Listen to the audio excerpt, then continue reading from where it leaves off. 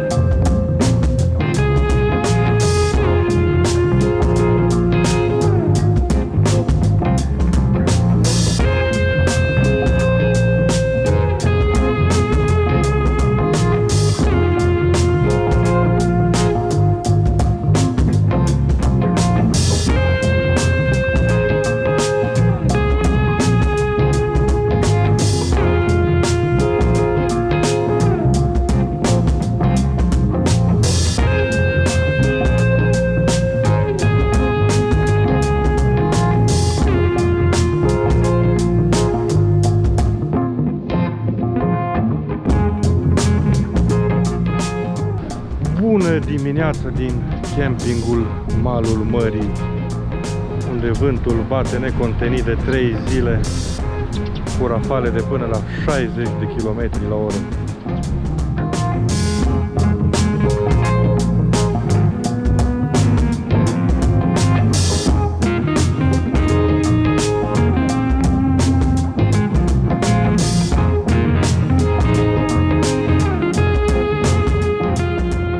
Noroc cu pavilionul că am stat și am mâncat liniștiți, nu ne-a plouat, nu ne-a bătut vântul,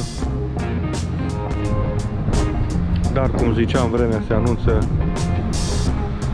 foarte proastă în următoarele zile, așa că vom strânge și încercăm să ne mutăm